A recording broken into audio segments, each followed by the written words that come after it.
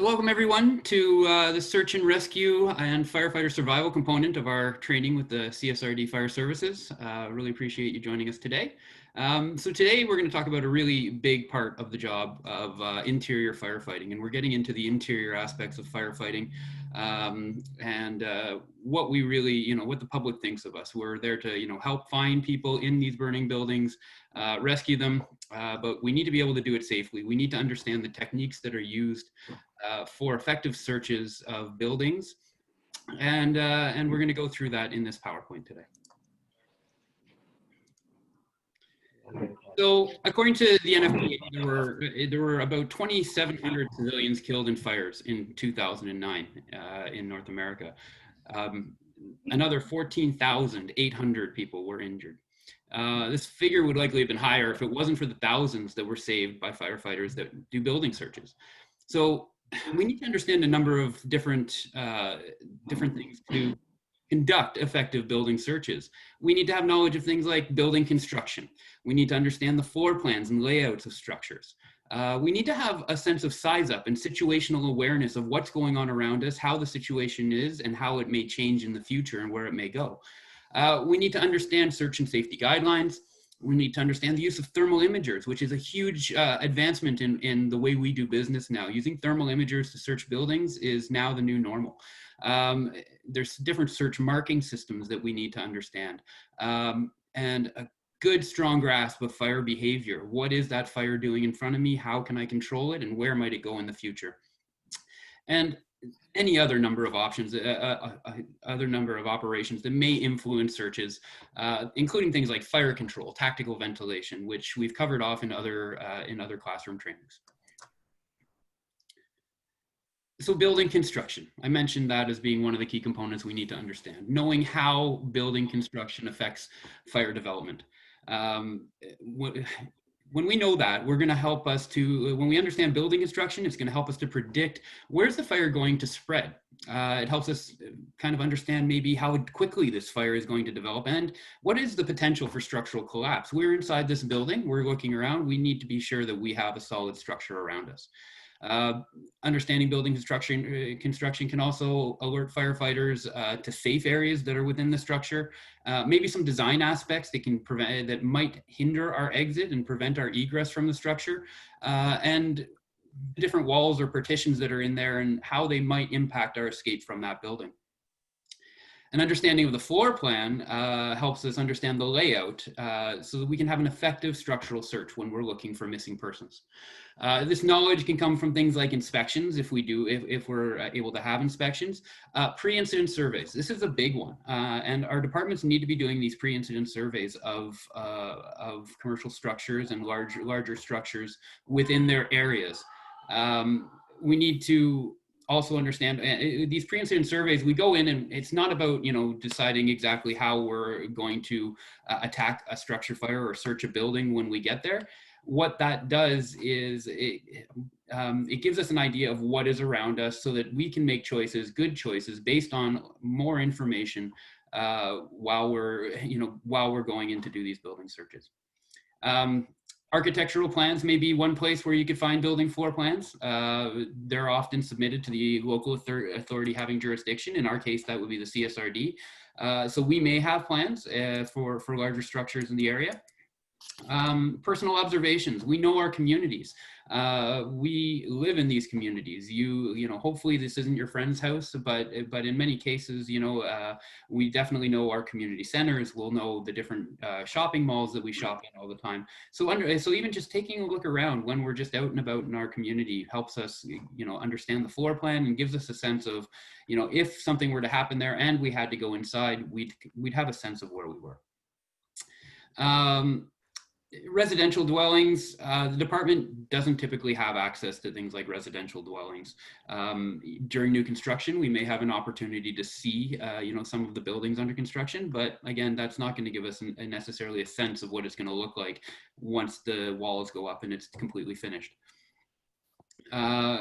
In some cases, we may want to do some fire prevention activities, and it may give us an opportunity to go around to different homes. In some cases, it might be something where we're installing, smoke detectors to help some residents. Helps us take a look around, give them a little bit of an idea, but then it also gives us that knowledge if there was ever a problem there, we kind of understand that the floor plan of that house. So if we look at the layout of the structure in our response area, including all the commercial buildings, we want to try and note some similarities between the residential structures that we have there. In some cases, residential structures have been converted and are now a commercial structure. And sometimes those floor plans may be very similar. Interior alterations can always change the layout, so we always need to be prepared for the unexpected. So I mentioned quickly size up and situational awareness. And these are two very important factors in our ability to conduct effective searches. The size up is basically observing the incident scene and to answer questions like, what has happened here? What is in the process of happening? What's going on? And what is going to happen in the future? So help us make predictions. So a size up is initially performed and reported by the first arriving firefighter on scene or fire officer on scene, the highest ranking firefighter on scene. That size up is going to give a lot of information. And I can tell you as I'm coming in from Salmon Arm, I've got my radio turned on. I'm listening to that size up. I'm listening for that size up to get a sense of, is this a working fire? Is this something that I need to be concerned about and continue going on? Is this, do we have enough manpower going there? Do I need to continue coming code 3 or can I turn that off? Because traveling code 3 can be quite dangerous from Salmon Arm, depending on how far I'm going. Excuse me. So those size ups are really important, and it does have to be from that first arriving firefighter. The size up also allows us to actively monitor, is always actively monitored, by all the incoming personnel. It gives that incoming group an idea what to expect and whether this is something that, okay, we don't really know if we have anything yet, or we're going to a working fire. We need to be ready to get into our SCBA and hit the ground running. The ultimate responsibility of that size up rests with the officer in charge. Now, situational awareness is a term that's gaining and a concept that's gaining prominence now. We actually had a speaker come in, Dr. Richard Gassaway, and he spoke on situational awareness. Excellent speaker, and if you ever have the opportunity to hear any of his talks, I highly encourage you. And situational awareness also, like size ups, it begins when we arrive on scene. We're observing the exterior of the structure for indications of the size and the location of the fire. So we're situational awareness just means being aware of the situation we're in.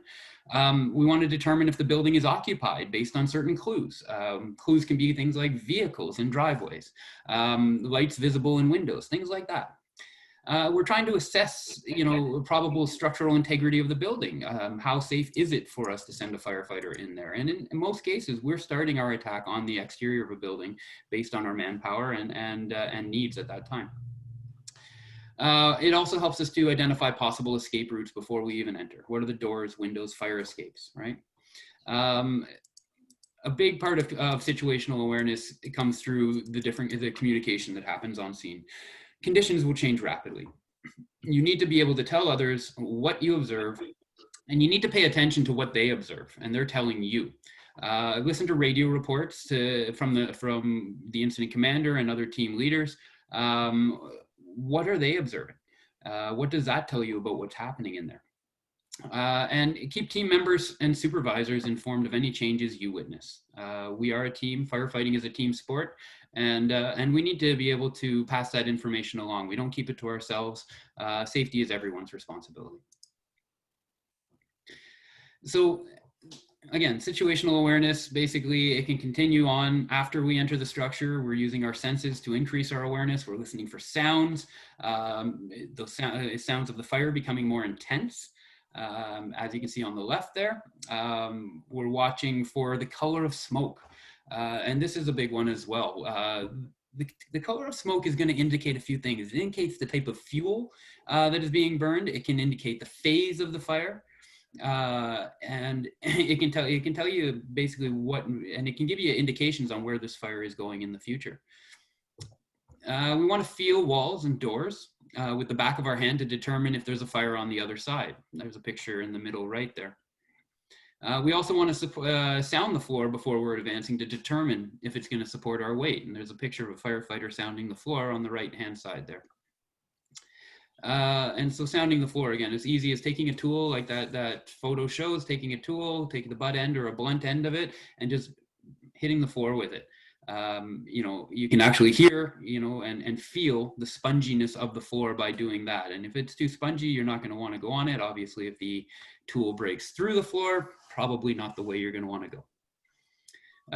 We also want to be aware of key indicators of structural instability that can alert us to impending danger. Things like sounds of structural movement, the building actually starts moving. And what about sagging supports, right? We want to take a look for those. We want any obvious structural displacement. These are all warning signs that give us a sense that we don't want to be in here right now and it's time to get out. Search safety. So there's a few guidelines, quite a number of guidelines actually to go through when we talk about search safety. All right. First one being never enter a structure in which survivors are not likely to be found. And this is the most important one. We're not going to be sending members into a fire where it's unlikely that there are any surviving patients to be found. And that means you come to a house fully involved. Why would we be going and doing a search and rescue in there? The survivability is zero. A house even, you know, 50% involved could have been filled with smoke. We know it's been going for a number of minutes, and we know that most of the house is already involved and the entire house is saturated in smoke. Is there a likelihood of survival? Again, you need to make that determination when you're there. But once we make that determination, we say if there's no likelihood of survival, we're not putting our members' lives at risk. We risk nothing to save nothing, right? We will take a calculated risk to save a survivable life, but we will risk nothing to save nothing. If there's a possibility of extreme fire behavior, we don't attempt entry until we've been able to have some kind of coordinated fire control and ventilation implemented. All right, so extreme fire behavior includes like flashovers and rollover being a precursor to that. We want to make sure that we are able to control that fire somewhat and get some kind of fire control measures on there before we're sending members inside the building.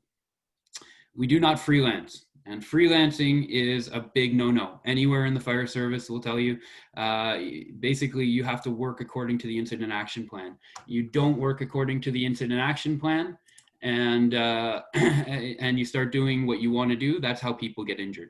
So never freelance, don't go off doing things. You only do what you're told. When you're done that job, you go back to the manning pool, wait for another assignment. We want to make sure we maintain radio contact at all times, and that's with our team leader and with incident command if we need to, with the outside. We want to monitor radio traffic for important information, changes in orders. That information can be incredibly important. It may be something like structural collapse, imminent, abandoned building. That is a very important transmission that we don't want to miss, right? We're also continually monitoring the fire conditions, right? For any changes that might affect our safety inside. We're going to be using the department's personnel accountability system when we tag in. We're always going to be using that. We need our incident command needs to have account of every firefighter operating an emergency scene, and that need only increases when we start sending members inside the building. We want to be aware of the entry point and that entry point is going to be our exit point, but we also want to be aware of where's our secondary egress. And that needs to be identified. If the way you came in becomes blocked for whatever reason by structural collapse or by fire behavior, you may need to use a second egress, so we need to know where that is. Always wear full protective personal protective equipment, SCBA, pass alarm, all has to be there, all has to be functioning, and you need to have enough air in your bottle to keep you going long enough. Always working in teams of 2 or more. In the CSRD, we want that to be at least a team of 3. It becomes very difficult to operate inside a building with any less than 3 on a hose line when you have one member having to do radio communications. We do allow for it in our SOGs, but that's for incident command to make specific determinations based on the reality that they're confronted with. If there is a situation where they feel a 2-person team can make a grab inside a door or something like that, that's what that is for. But trying to take a two-person team to do a complete building search, that is a recipe for disaster. You're gonna get exhausted. Just having at least 3, 4, a few, is great too. Add more people onto the hose line, and the job becomes that much easier to do. When we're opening or forcing doors, we need to maintain control of that by placing a strap around the doorknob. There's a picture of that on the right on our PowerPoint here. And that just means that it's not going to close behind us. It's not going to pinch off the hose. It's not going to force us into an area of darkness where now we become disoriented and maybe lose our way back to where we came from, right? When we encounter fire in a room, we want to close the door and report the condition. All right, closing, if it's just contained to a single room, we can basically isolate the rest of the house simply by closing doors. It does an amazing job. And if you've ever seen photos of fires in houses where you had door open, door closed, it's unbelievable what that little action can do. It also buys you time to come up with a plan of attack, report it back to incident command. Maybe they have an idea for you on what needs to be done there. We want to search systematically, and that helps. That's going to increase our efficiency. All right, we don't go, tic-tac-toeing around everywhere. We want to make sure that we're going, and we do that. We accomplish that by doing things like a left-hand search. We follow the left-hand wall around, and it continues us around inside, and into the next room, basically out the door we came in and back out to the next room. Right-hand search is same thing, just on the right-hand side. So in some way, do it systematically. And we're going to teach you those techniques through this classroom as well. And you'll be learning more in person in our hands-on training in the coming weeks as well. We want to stay low. We always move cautiously whenever visibility is low. We don't know where we're going. We don't move quickly in there, especially when we can't see, because you don't know where you're going, and you may end up falling through a hole in the floor. You may end up, striking a partition somewhere within the house. So stay low. That's where the best visibility is going to be. But when visibility is low, we always move slow. We're always continuously monitoring the structure's integrity for any and we're going to communicate any changes that we see. We're going to we can mark entry doors into rooms and remember to help us remember the direction that we turned when we were entering it. So when we go to exit the building, we just turn in the opposite direction of what the mark shows, right? When visibility is obscured, we want to maintain contact with something. It has to, whether it's the wall, the hose line, or a separate rope search line, you need to maintain contact with something. If possible, we want to have a staff charged hose line available when working a fire floor or on the floors immediately above or below. Now, that comes from the 1001 training. The reality is, if you're on a search team, you're going to be with a charged hose line at all times. We don't send search teams in when we have an active fire without a charged hose line. We're going to coordinate with incident command and ventilation teams before we open any windows to relieve heat and smoke. Ventilation, again, for those of you who were able to tune into the ventilation classroom talk, it can either be your saving grace, or it can be the recipe for disaster, depending on how it goes. And uncontrolled ventilation ends up as a recipe for disaster. We start breaking windows without coordinating it with incident command. We start making those kind of openings. We could be drawing the fire right to us. And we could actually end up putting ourselves in extreme danger by doing that. If we try to do something like hydraulic ventilation out of a window, that's always going to be coordinated. If we're on the interior of a building, we are never going to do that without coordinating, because you could shoot that fire hose, the line outside. You may end up, there's power lines out there, may end up there's people out there, or other structures or property that may end up getting damaged. So anytime we're making breaching the envelope, we are communicating before we do that. We're always going to inform our supervisor immediately of any rooms that could not have been searched. Let them, if there are going to be times when maybe because of the heat, smoke, we can't get there, and that's going to be the right call. So just inform your supervisor when that happens. Very, very important is that we are going to report promptly to the supervisor once the search is complete. Very important that you do that. The supervisor needs to know that, and whoever that supervisor is, potentially your team leader is going to go and report into command. And it's possible that there is a rescue group supervisor that you're reporting to. Whoever that is, you need to report promptly once that search is complete. What did you find? Everybody's accounted for, and anything else they need to know there. And always keep your supervisor informed of any progress of the fire and physical condition of the building as we go. So to do a search, we need to be prepared for a search. Before we entered any atmosphere that is IDLH, and if we remember, IDLH is immediately dangerous to life and health, we need to know a few things. Like, we need to know who we report to, right? We need to also have all the necessary tools and equipment that we're going to need. That could be things like forcible entry tools to get in. Do we have a hand light or lantern? Do we have a thermal imager? Do we have a search line? Do we have a charged hose line? What do we need to do the job we're being asked to do? Your portable radio is turned on, check it's working properly and it's set to the right channel. We want to look and make sure our CBA is on and functioning, working properly. It has a full cylinder of air. Our pass alarm is turned on and is in working condition. We've signed in. Hopefully when you arrived on scene, you signed in with the accountability officer, but that has to be done, or the incident safety officer. We also know what are the assigned duties of each person on that team, and what is the tactical objective of that crew or team. So your duties may be, you might be the nozzle person, you might be, you might be the tool person behind, you might be the team leader, you might be, you might be there to help with hose management. What is your job going to be? Make sure you know before you go inside. No need to. That's not the place to be having a powwow and discussion. And always be aware, like I mentioned before, of any alternate means of egress. You want to know that before you go in. You're going up second floor, your egress is going to be second floor. There's a window on Charlie's side. Great, I know that. I'm going to go put eyes on it before I go into the building. I see it there. I see they've got a ladder there in case I need to get out. Fantastic. Now I can go up and know where to get out if I need to. So search procedures. Basically, so when we look at search procedures, a few things that we need to think about. Obviously, we're talking about looking for occupants, right? And how do we know if there are occupants inside a building? Well, we could know from a number of different ways, right?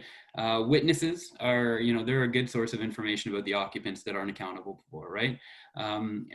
Talk to any escaped occupants if it's, if it's a larger building and a number of people got out. Who might be left inside, and what would their possible location be? Also, those people escaping the fire would probably have a pretty good idea on where the fire is, so maybe ask them that too, right? We can talk to neighbors, right? Maybe they're familiar with the occupants' habits and the rooms that they might be found in. Help to suggest locations for that. They may have seen someone near a window before the fire crew's arrival, and that might be a way, or might have seen something suspicious before the fire crew's arrival that might give you some important information. We want to make sure we relay any relevant information to the incident commander and all of our incoming units. We want to verify all of the information before we do that, before we pass it on. We don't want to take it from any Joe Blow standing there and saying, oh, they think they know it all. No, we need to make sure we're getting the information from reliable sources that can, and when we put eyes on it, what we're seeing backs up what they're telling us. We never really assume that all occupants are out until the building has been searched. However, we can make very strong assumptions.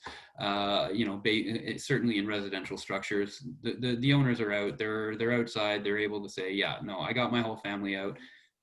You're good to go, right? Larger structures, though, we never know. There really could be people who have gone inside after the fact. There could be people in some of the buildings until we in areas that we hadn't looked yet. We need to search the whole building before we can say it's absolutely clear. And if there's no witnesses around, we should assume that the structure is occupied. That doesn't mean we're necessarily going in to do a search, because remember the idea of risk nothing to save nothing. If we arrive at a fire that ends up being a situation where there is zero chance of survival, then again, that we can assume that it's occupied. That doesn't mean we're necessarily going in. Vacant and boarded up structures, they can often, contain house homeless people, or,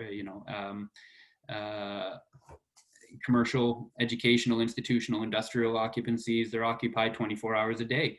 Sometimes it's shift workers, janitorial staff, security personnel, other people like that. So we always have to have that in the back of our heads. So fire attack and ventilation should be started simultaneously with an interior search, if at all possible. By doing this, it creates more survivable conditions for the firefighters and any trapped occupants, right? So we want to, if we're attacking the fire and we're applying proper ventilation techniques, we're lowering the heat inside the structure for us, for the trapped occupants. The ventilation is going to improve the survivability because now we're introducing fresh air. We're containing the fire with both the fire control, fire attack, and ventilation. So if we're sending a search team in, every time really, incident command will be sending in an attack team, or in some way putting some kind of fire control on before they send the search team in. Search is never the first team to go into the building. So we may need to get complete control of that fire before we can do a search. That's going to be based on whatever the incident commander size up tells them. When our resources are limited, or if local policy requires, the search may be performed while advancing a hose line into the structure. So again, we could do it simultaneously. Not something we typically do in the CSRD. When resources, basically, we always search with a hose line. The hose line is there as your protection, and we want to make sure that we're advancing that hose line with the search team all the time. Always using extreme caution, and just be aware that excess steam production can severely burn potential victims. So we don't want to be using things like a steam kill inside a building where there may be potential survivors, because we may be lowering their survivability profile and there's a chance of getting out of that alive. So the two objectives of our search is basically we're searching for life, locating and removing victims from a fire. And the other objective is going to be assessing fire conditions, obtaining information about the location and extent of the fire. That's going to be the job of the search team. So we have a couple of different types of searches. And the first one we'll talk about is the primary search. A primary search is a way of quickly checking known or likely locations of victims and all the effective areas of a structure. So it's a quick, rapid search of that structure. Time is of the essence. We still are looking at, we have people who may be able to survive at that point, and we need to be able to get through it very quickly. So at the same time, we're also checking fire conditions as they appear from the outside, and we're reporting any changes. So with a primary search, we want to search the most critical areas in order. And the picture on your screen right now shows you that order that we want to look at. So number one is that big red box right there, right? The most severely threatened area, right? That's the area closest to the fire, on the fire floor, close to the fire, on the fire floor, and the floor directly above it in multi-story structures. The top floor is also considered severely threatened due to the accumulation of smoke, okay? So basically all the way up. If that building was higher, that first important area is going to be all the way up. So the second place we want to go is the place where we might find the largest numbers of people, areas that contain the largest numbers of potential victims. If there is is there a restaurant right next door? Is there a bar that was at full capacity, whatever? Those are the places we want to check next. After that, number three is the remainder of the hazard zone. So everything else that we haven't checked yet in that building, that's when we're going to check that.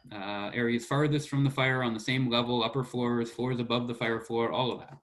And then the last thing we're going to check is going to be exposures, interior and exterior exposures. So in this case, exterior exposure, the building beside, we're going to go in and make sure we can evacuate the people there, and search. They should have already been evacuated, but we should take a look around if we have the personnel and the need has been identified. We're always using the buddy system, working in teams of 2 or more. In our case, like I said, should be 3 or more, but we have the ability to do 2 depending on the situation. In an IDLH environment, we want to always maintain that physical, visual, or voice contact with team members. So as long as you're in contact one way or another in that IDLH environment, again, that was physical, so that's touch, and that touch can be touching the person's shoulder. It could be touching their boot. It could be touching the hose line, actually is a way of physical contact with your team. Your team is on that hose line. You're able to find your team because you are on that hose line too. Visual, very straightforward. You can see them right there. Okay, great. I'm still in contact with them. They need to say something. I know where they are. Not so bad. And voice contact is the last one. And if you can't hear each other inside that building, you need to find a way to come back together so that you're close enough that you're able to hear each other.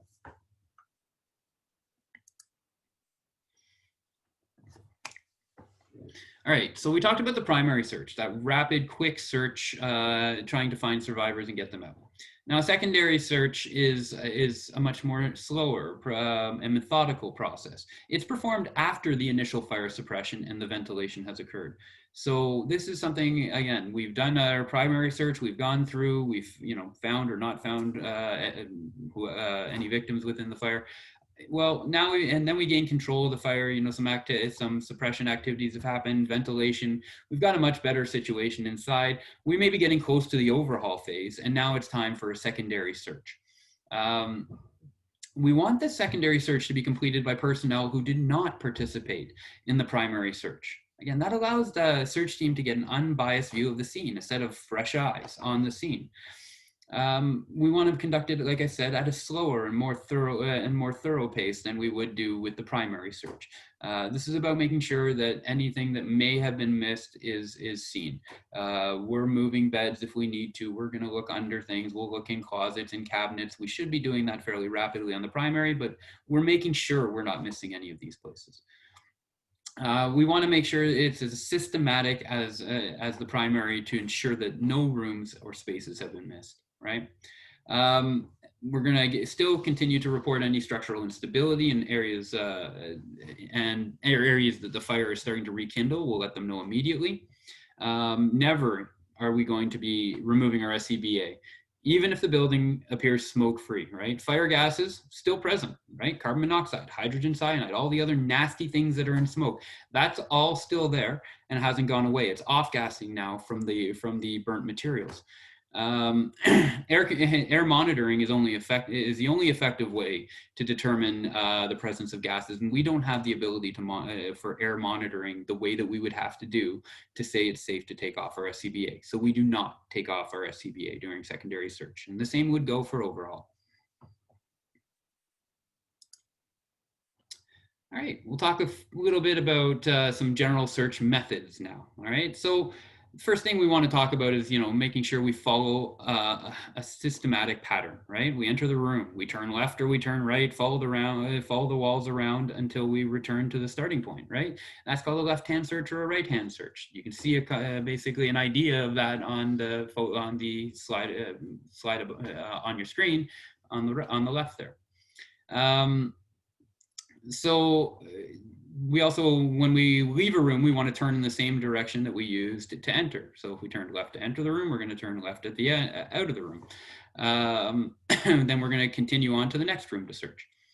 If we find a victim, we're going to remove them to safety, and we're going to exit the building if we have to take the whole team out. We always exit through the same doorway that we entered the structure once the search is completed. Unless, of course, that way gets impeded and we need to find our secondary egress. So on the fire floor, we want to start the search as close to the fire as possible and work backwards towards the entrance. This allows the team to reach those in the greatest danger first, right? So we want to go as close to that fire that we think there may still be survivable patients, right? So we're going to reach the point nearest the fire by proceeding directly from the entry point, and we're going to be advancing the hose line as we go in to provide a way to remain oriented, right? So we can actually use that hose line we're bringing in as a way to figure out how we get out, right? It's an excellent tool in our kits. Basically, if you follow the hose line back, and there are techniques for that. I think we talked about the big lug, a big truck, when we were doing fire streams, hoses, and appliances, and it's an excellent technique. If you find the big lug, that's going to tell you you're going actually back towards the engine. So we're going to then look for rooms that extend from the hallway we're down. We're going to search both sides using some kind of oriented search method. You could use, if you have two teams, you can have one on either side, right? And if you have, so you can kind of see how it works there on the top. Two teams, one on each side goes in, you're searching, right? You got one team, they're going to have to do it all. So keep with the left-hand search, make your way all the way down the hall, and then come all the way back.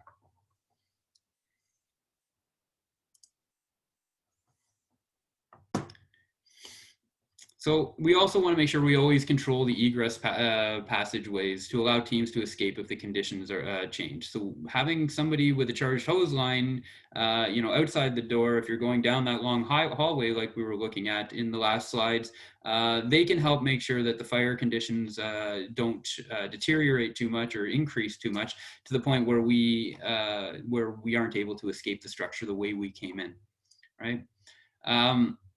We want to wedge doors open to prevent them from shutting behind us or closing on a hose line. So carrying wedges for those of you who are going to be on search team, excellent idea. We want to close the doors to rooms adjacent to the passageway after they're searched, right? Always closing those doors. Like when we go in, we wedge it open, then it won't pinch us out. As soon as we leave, we're going to close that door, right? To any of those rooms adjacent to the passageway after we've searched. We're going to position hose teams at intervals along the path to cool the accumulated gases. So we may put more members inside to help with hose lines to help cool those gases and again, prevent that fire from spreading too much. One thing that helps us in our searches is that staying low, right? We want to get low to the floor. And again, that helps us with our visibility. It helps us and when we're down there, the idea is you can kind of see with the picture we have on the screen here, they can do a quick survey of the room as they're doing that, right? We want to get down low, do a quick survey. We may find somebody right there. Thermal layering of the heat and the buoyancy of smoke it's going to help us have a clear vision of the area just above the floor level, right? It'll help us identify those victims, and it might help us identify any obstacles or that we might have. There's a hole in the floor right there, don't go there. And also it gives us a sense of the layout of the room instead of having our head up in the smoke and trying to feel our way around blind. So we want to walk upright or crawl on our hands and knees. That's kind of our two go-tos there, right? It depends on the condition. Walking is preferable. I mean, it's much easier for any of us to do. Standing up and walking, much less energy being exerted. So if we can, and conditions are fine, and we're going in to do a search, and it's a light smoke, fire is under control, things like that, and we can walk, go for it. Walk. In heavy smoke or extreme heat, crawling on your hands and knees below smoke level is going to be required. Again, crawling helps increase your visibility and reduces your risk of tripping or falling. However, it is of course slower, and with the but it's definitely the added advantage is that it's much cooler near the floor. So if we're using stairs when we're crawling, basically we're going to proceed head first when we ascend. So as we go up, we're going head first, right? And when we're descending, we're doing feet first. We're going to keep hands and feet both far apart to distribute our weight close to the side of the stairs. So again, but we're going to also want to sound those stairs as we do it. It allows us to brace on the stairs just in case they collapse. So if we go basically with a wide stance as we're going down, a little wider than even they have in the picture on the right there. So the victims could be found in paths of egress and areas, in other areas where they were trying to seek shelter, right? They're looking for places where they could hide from the fire. In places like bathrooms, bathtubs, shower stalls, closets. A lot of times you'll find children under beds because they think it's safe under there. Behind furniture, under stairs, in basements, attic rooms, cabinets. they could be anywhere. So just think, if somebody disoriented, scared, wanting to try and hide, you could find patients anywhere. We're going to want to search the entire perimeter of every room. Occupants may become overcome with smoke while trying to escape. We always want to check behind those doors, right? Somebody just made it to the door and collapsed. As we opened it, we tucked them in behind that door. Well, take a look behind there.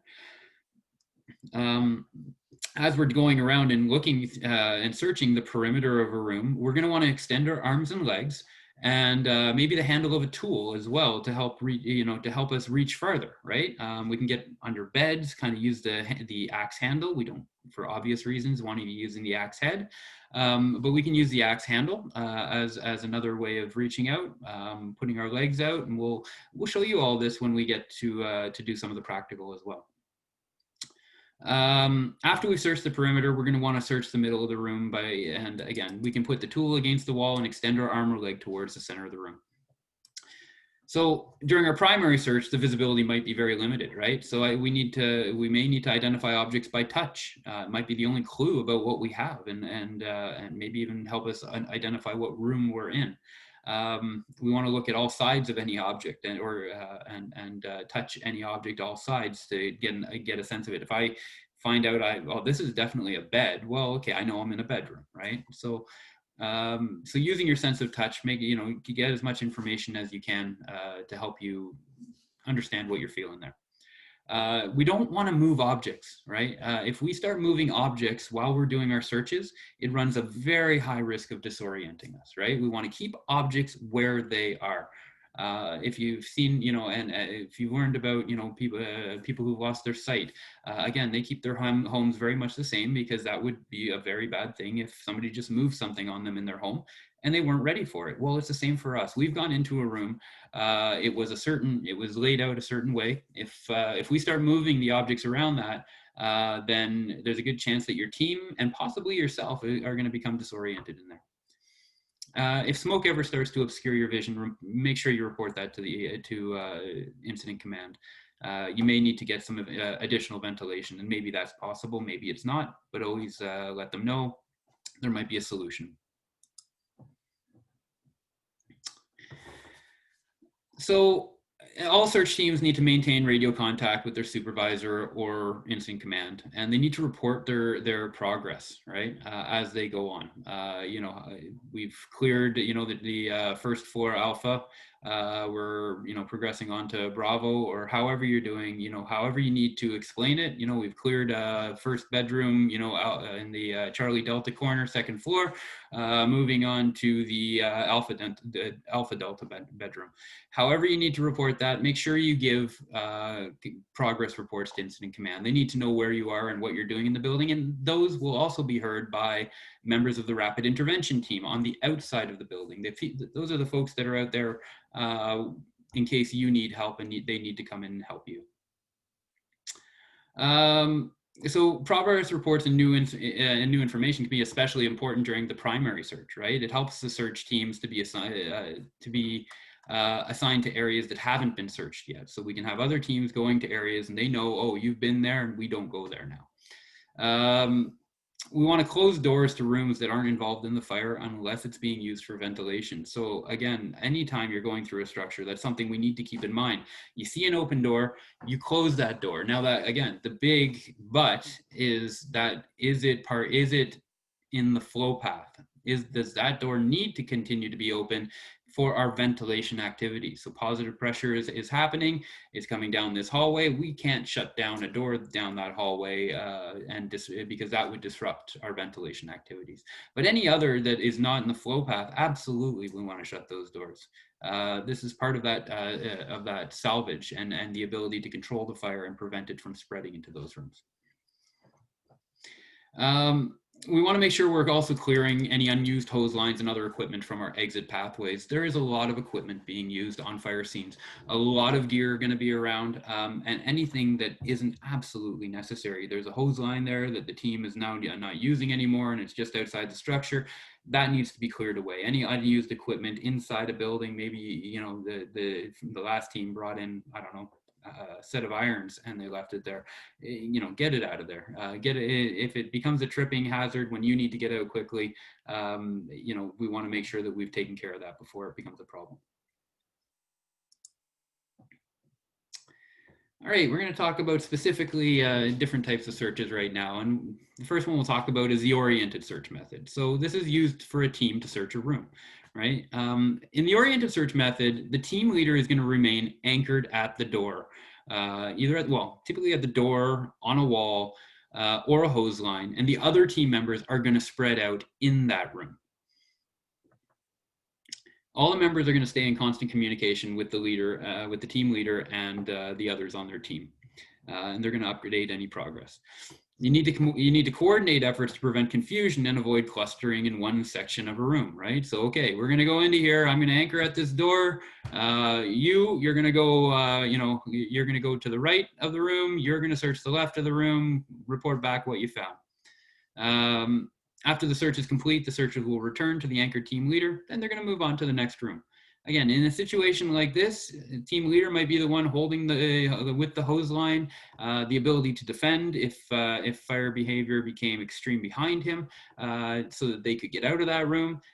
The members inside doing the search themselves don't necessarily need to bring a hose line through and drag it through the entire room when there's no fire in there, there's nothing else. It's just going to slow you down, right?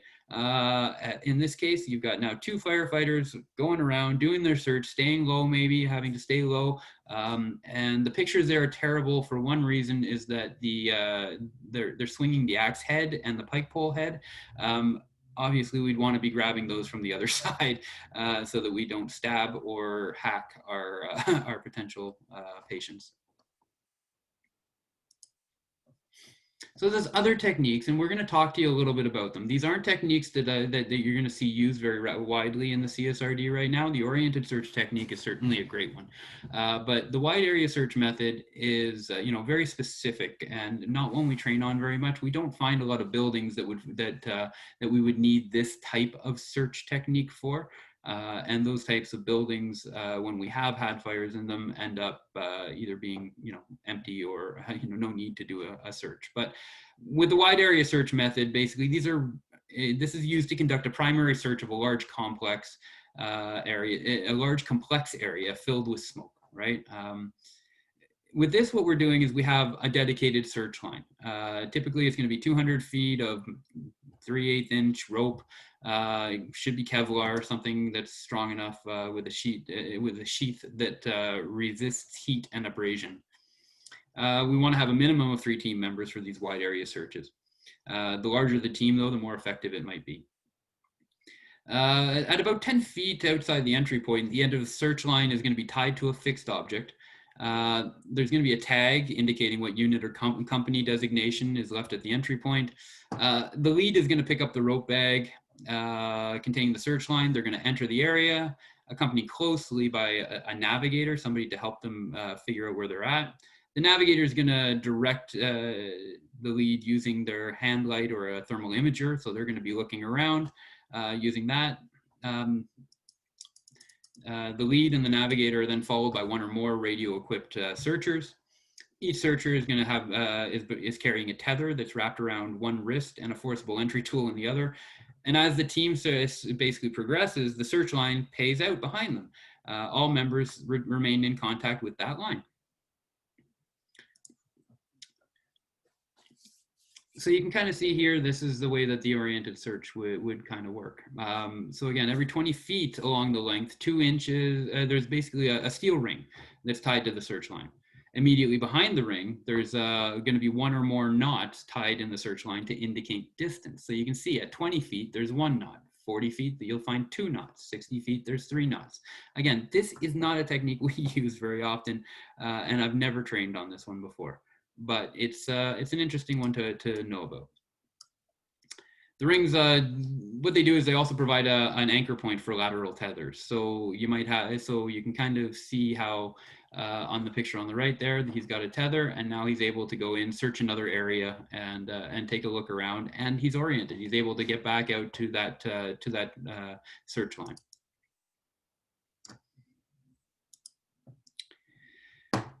The thermal imager search method.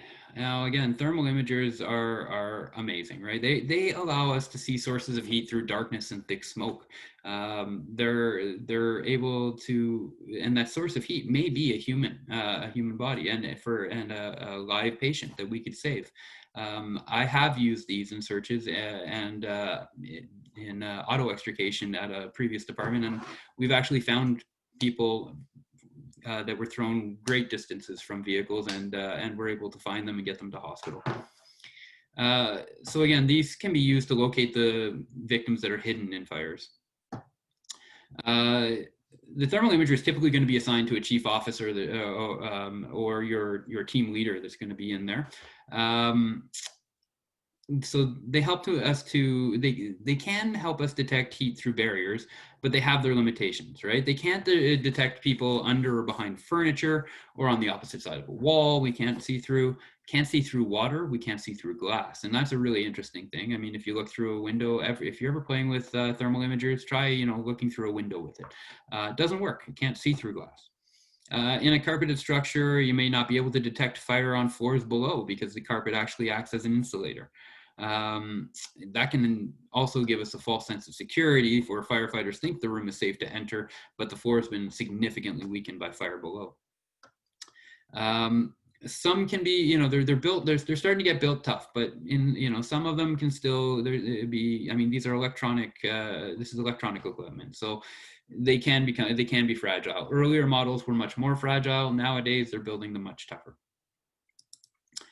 So we always want to operate them according to the manufacturer's specifications, our standard operating guidelines. So and the way we do that, we slowly scan around a room close to the floor level. And then we're going to rise the scan at a higher level after that. The screen might end up whiting out when it detects high levels of heat. But what's going to happen is in most of our thermal imagers, they actually have multiple stages. So if it gets to the point where the heat increases rapidly in an area, and maybe you found the fire room, well, the entire screen might turn white. Give it a second. That screen might, it just needs a bit of time to adjust. It's going to go to a different setting, which is less sensitive, and then you'll be able to see again using the thermal imager, all right? We want to make sure we're inspecting the thermal imagers after every use, and we're following the manufacturer's instructions. We're replacing batteries as needed or charging it as needed, cleaning it regularly, storing it properly, and reporting any damage or malfunction so that we can get it repaired. Now, marking systems. So these are typically going to be used to make sure that we're doing a thorough and effective search of a building, right? These are going to be used during the secondary search. We do not use these marking systems during primary searches. Primary searches, like I mentioned, very rapid, quick. We want to try and find those patients with a high survivability likelihood and get them out as quickly as possible. Secondary search, again, is often looking for people missed. Very often, again, the survivability has gone way down by that point in time, but we have more time and we want to make sure it's effective and we don't leave anyone behind. So what we're doing in this case is we're marking rooms. You can use things like chalk, crayon markers, there are specially designed door markers as well. You can also do things like, a strap over a doorknob or whatever technique you want, but there are different ways of doing it. So chalk being a pretty common one. And if you carry, if you're somebody who might be on a team who might be doing these kind of searches, carrying a big thick chalk piece in your turnout gear, not a bad idea. So we want to place marks low, right? So that they can be seen under smoke, right? So we're not putting it right up at the top of the door. We're putting it down lower on the door, depending on the situation. Again, secondary search, hopefully a lot of that smoke's cleared out, but keep it low just in case. We never mark by blocking an open door with furniture. So you don't want to say, hey, I've searched this and put some kind of furniture in front of it. And people have done this in the past. That is a big no-no, right? Again, it can contribute to fire spread, and it also changes the layout of the room and can disorient. We never mark inside the room, right? Basically, the next searchers, they'd have to go inside to find that mark. And you can see what the mark looks like, right? We're going into a room, we're going to go do a search, we're going to put a single swipe down. Once the search is complete, we come outside that door. We're going to put the second cross and we're going to make the X. That room, all searchers and anybody in that building can now safely say has been thoroughly searched and doesn't need to be looked at again at that point. All right.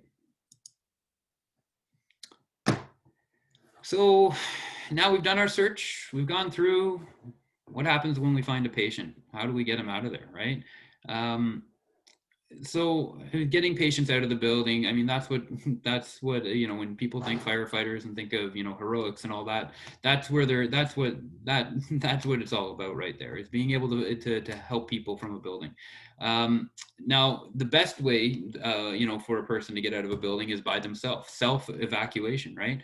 And most times occupants can evacuate a structure on their own with minimal assistance, right? Sometimes they might need a little help, like the gentleman on the left here might need a little bit of help getting out, and we're there for that too, right? But we may have to direct them to a different exit if they're coming down in a building or somewhere in a building where we know, nope, don't go that way, you need to go a different way. And we also may need to establish a safe haven away from the structure where occupants can be accounted for, treated, interviewed. And for that, your incident commander can certainly help, or oftentimes I'll be on scene. We'll be looking at getting some help from emergency social services, from the shoe swap emergency program. We've got a lot of resources available that we can bring in when we have victims of fire that need someplace.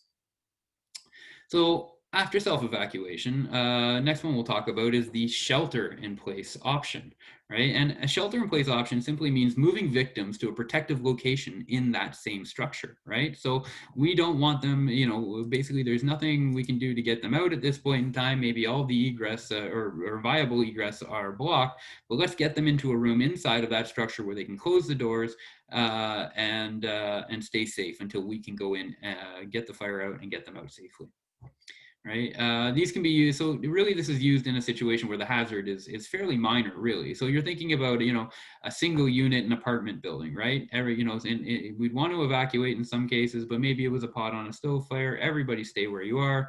We're going to go in, take care of it. And if we need to get you out, we'll get you out after. Or in situations where maybe it's safer to keep the victims inside the structure, right? Possibly there's situations where the victim is incapacitated, they can't be moved, or there's a situation where they, for whatever reason, maybe they're bariatric and they're confined to their bed, and we don't have the ability to move them on our own. We would need a lot of help to be able to get them out. Perhaps we have limited staffing to assist in the evacuation. We don't have anybody who can get these people out right now. Let's keep them safe until we do. But the structure can provide a protective barrier between the victim and that hazard, right?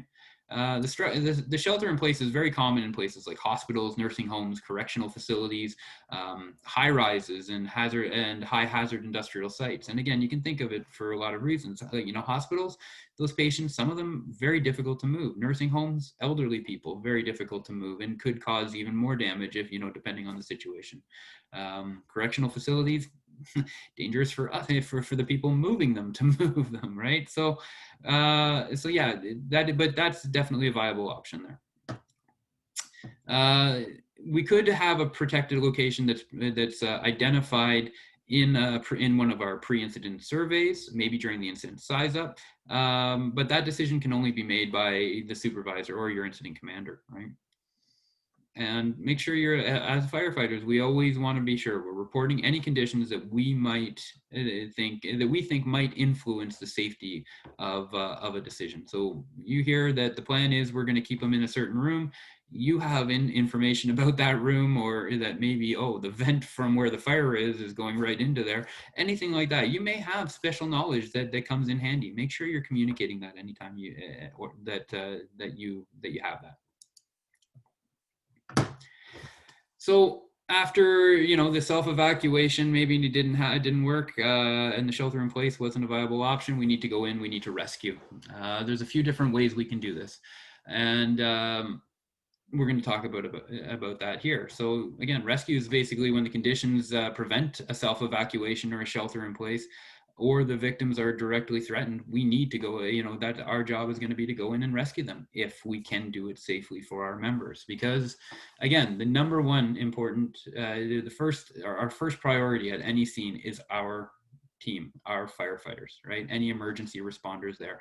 That can be hard to understand, hard to hear, hard to, for some of us. And we always want to be able to save people where we can, but we can't do anything if we go down. And none of us have joined this, the department to give our lives. We've done it to help, and we will help where we can. If the likelihood of success is low, and the likelihood of catastrophe and either serious injury or death is high, it's just not something we're going to do. But rescue is the next option that we're going to look at. And can we do this, right? So certain things we may have to do before we can do a rescue, right? We may need to extinguish any fires that cut off the victims from the exit. We might need to find a way to provide an alternate exit pathway. That could mean, cutting through holes, using a different egress point, like another window or door somewhere else. We may need to remove debris from a pinned victim and be able to get them to be able to get them out. Perhaps there's been a partial structural collapse, or something fell on them while they were trying to get out. And we may need to carry injured, unconscious victims to safety. So injured victims should not be moved unless until assessed and treated, unless they're in immediate danger. But if there is an immediate danger, we get to the point of what we call life over limb, right? We're going to get them out there quickly because they're not going to survive if we don't. We've got a fire raging around them. Smoke is thick. These people are unconscious. Yes, first aid tells us we want to do a patient assessment. That's not the place to do it. Let's get them outside. Let's do it, let's do it when we get it outside. Worst case scenario, and we end up paralyzing the patient. They would have died if we didn't do it. And paralyzed is, again, still better than being dead. So again, we have, you got to think about things like spinal injuries, right? But preserving life is always going to be that first priority. One thing we want to remember though, never pull that victim sideways. Always pull along the axis of the body. And if on the floor, pull on the clothing in the neck or shoulder area is one way to do it as well, right? One common cause of injury, and it sounds so mundane, but it's something that can very easily happen during these kind of rescues, is using improper lifting technique, right? Bending with your back, lifting with your back, and not using a proper lifting technique, it can definitely cause injuries for us, right? We want to keep our back straight, lift with our legs, not our back. One rescuer can safely carry a small child. 2 or 4 may be needed to safely carry an adult though. And don't think that, you need to be able to carry that person all by yourself. Get help, right? So some of the guidelines when we're looking at lifts, always lift as a team. We want to focus on keeping our balance. We want to support the head and neck as we do the lift. We want to avoid any unnecessary jostling. We never want to drag or carry a victim through a hazard zone unless there's no other choice. We want to try and take them out in a safe way. We don't want to be bringing them back through the fire to get them out of there or into an area of high heat and smoke. So a couple of different ways we can do these rescues. And I've got them up on the screen in front of you. The first one is the incline drag, right? And this enables a rescuer to move the victim up or down a stairway or an incline. Basically, this is very useful in moving unconscious patients. As you can see, the firefighter has crossed the hands of the patient in front, has gone underneath the arms, and grabbed onto both wrists, and is now lifting. All right, and doing that, you're now able to get up and basically upstairs. One firefighter can sometimes, be able to do this on their own. The next one we see in the center there is called the webbing drag. Some firefighters in New York, and I don't know if anyone here saw that, but some firefighters in New York recently were on video in a hotel lobby. The hotel had been on, or a hotel lobby or an apartment building, I don't know. But the building had been on fire, and the firefighters actually did end up rescuing, I believe, 3 patients from the unit that was on fire. The hotel lobby caught a picture, some video of them removing the patients from the building, and they were using the webbing drag. And the fire department has actually come under some fire because it doesn't look great the way it happened. You're basically dragging a person through, on the ground to get them out. And some people are questioning, is this the right tactic? It's absolutely the right tactic. And the reason is you're keeping, there's a number of reasons, right? We're keeping the firefighter, we're keeping, sorry, the victim low. And low is where you're going to find the best air, right? If we pick up a patient, we're putting them into that hot smoking gases, right? We use this webbing drag, and it's basically just making a harness around the shoulders of the patient. Then basically you're keeping them low. You're keeping their head elevated off the ground as well while you're dragging. So when you lift up, their shoulders are going to come off the ground. Their head is going to come off the ground, so it's not going to be bouncing. Their bum and their legs and their part of their torso may end up dragging on the ground. But honestly, again, that life over limb idea, we're keeping their head off the ground. We're keeping them low so they have the best air. Again, doesn't always look great, but it's a very effective technique and one we will continue to use for some time in the future, I'd expect. The next one is the cradle and arms lift, right? These are used to carry children or small conscious adults, right? We don't typically use this for unconscious, but used to do with children or small conscious adults. It's not really a practical way of carrying an unconscious adult because the victim's weight with the relaxed body, it's difficult to support their head, their neck in this technique. So that's not a technique we necessarily want to be using.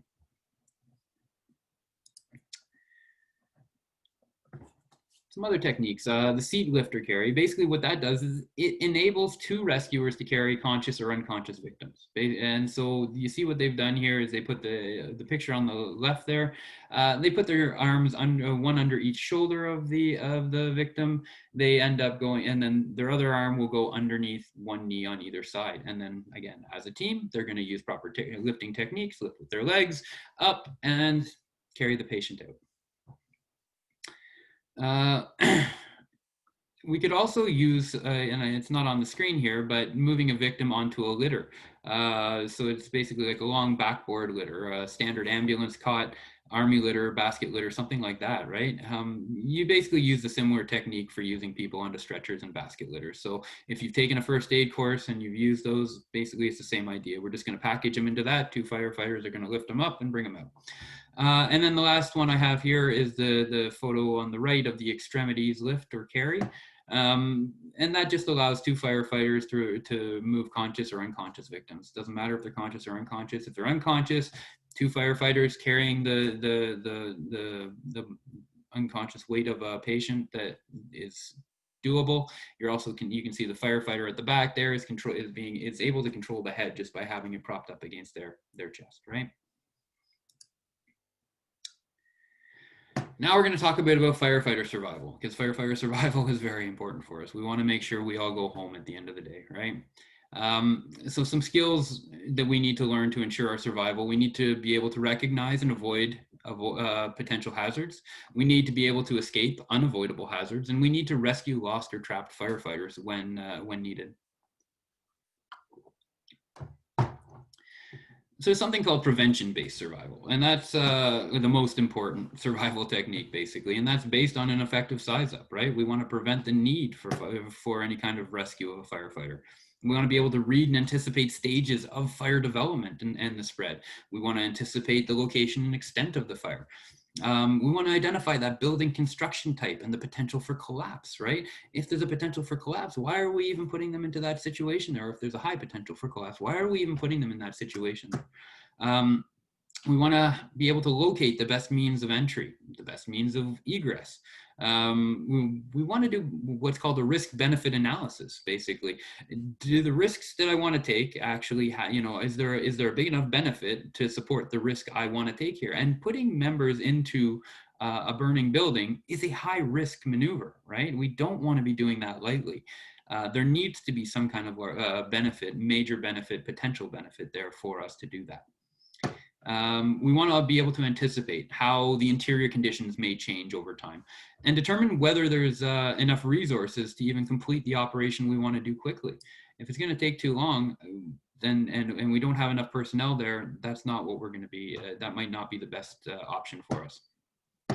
We're going to want to make sure we check our air supply, and we're going to determine whether we can adhere to what's called the 2 in, 2 out rule. It basically says that there's going to be 2 firefighters available outside a structure to rescue 2 firefighters working inside a structure, right? So anybody we have in, we want to have the same number of members outside that can assist. In the case of a RIT activation, a Mayday for firefighters trapped in a building, it's going to take more than a 2-person team. Typically, we might keep 2 people on a RIT team, but the rest of those members around the outside of the building may be doing exposures, maybe filling air bottles, doing other kinds of required work. Those people could be pulled in the event of the requirement for a rescue. So there's some guidelines for actions both before and during interior operations, and some guidelines we should consider are, we want to consider both the current and the projected fire behavior. Again, that comes in with the size up and the situational awareness. Where are we and where are we going? We want to look at the structural stability now and where we think it's going to go in the future. Are we dealing with a type 5 structure here, meaning a typical wood beam residential home, which, again, has might not last that long, depending on, does it have new construction? Are we looking at engineered I-beams? Or are we looking at something that's got heavy timber, right? And big, thick, massive pieces of timber that are used for structural supports? That's going to give us more time. So having that kind of understanding of building construction is going to help us with structural stability. We want to think about how is ventilation going to affect fire behavior? The ventilation that's currently, maybe it's already underway, or maybe it's a planned ventilation. Because again, introducing air into a fire, we're introducing oxygen, which fire needs to grow. We want to anticipate how the fire dynamics may be affected by any of the environmental conditions, right? So do we have a really windy day on the outside, a really hot day on the outside? Those kind of things, can definitely have adverse effects on the fire behavior. We always want to, and we want to have a plan, and that goes for the teams going inside. We want to have a plan, and we want to have a backup plan. We want a backup for exit. We want to have a backup for if we find somebody and we have a plan, we have a plan to get them out, but if that doesn't work, do we have a backup?